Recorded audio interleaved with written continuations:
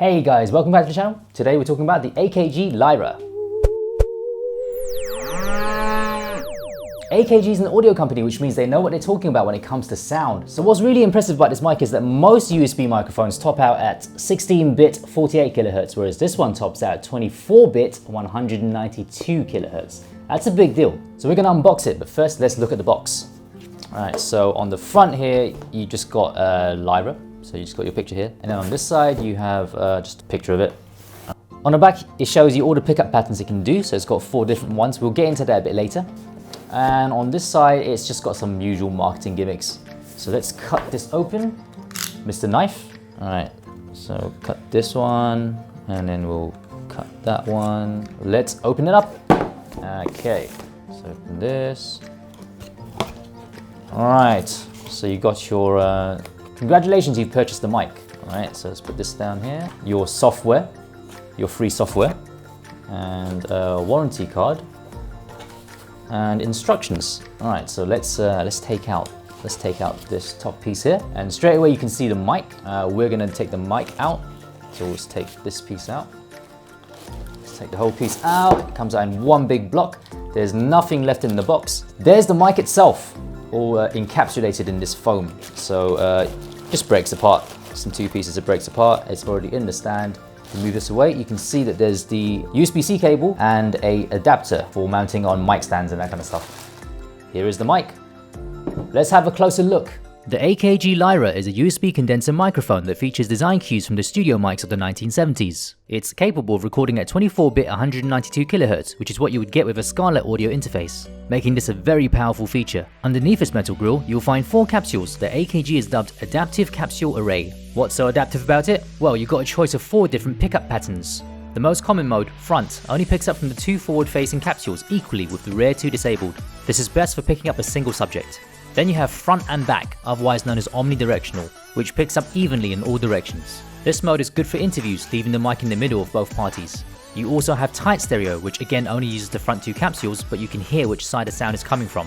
This is good for instruments and anything where you need to hear the room space. Lastly, you have wide stereo, which is the same as tight stereo, but with the rear capsules active as well. This is good for live band practice, where sound is coming from all directions. The Lyra is a very good looking mic, so definitely not one you need to hide in the shot, unless you hate retro styling. On the front, you'll find a mute button and your headphone gain, which in Windows just controls your system volume.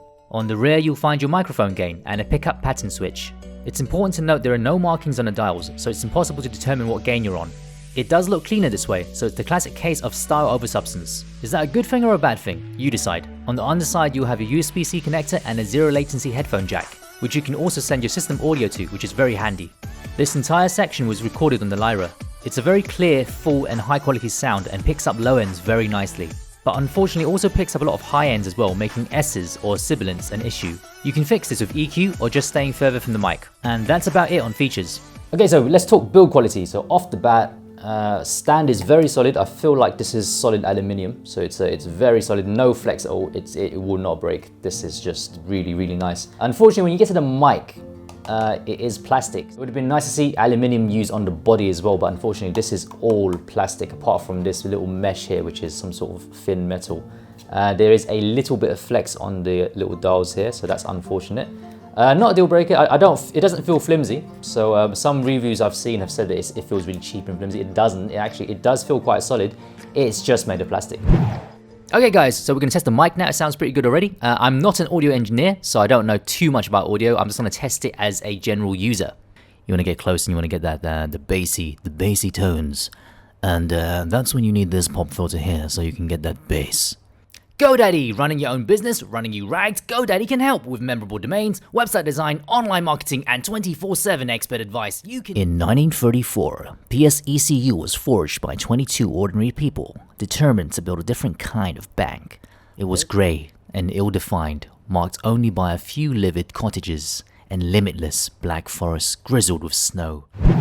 Very good sound quality, and you get the 4 different patterns that you can get there, which is very versatile. The built-in pop shield does actually work quite well, but you need to be about here. So if you want to be even closer to about here, then I do recommend you to get an actual traditional pop shield. Right, what I don't like about the mic is there's no peaking indicator, so there's normally some sort of red light here that shows you when you're peaking, so that's really useful. That's not found on this mic. And also on the back here, the gain doesn't have any notches, so I don't actually know what gain it's on. You kind of you kind of guess what it is, so that's not very good. Well guys, there you have it. So to sum up, very good mic, couple of drawbacks, not too big a deal. Overall, I do recommend the mic, providing you can get a good deal on it.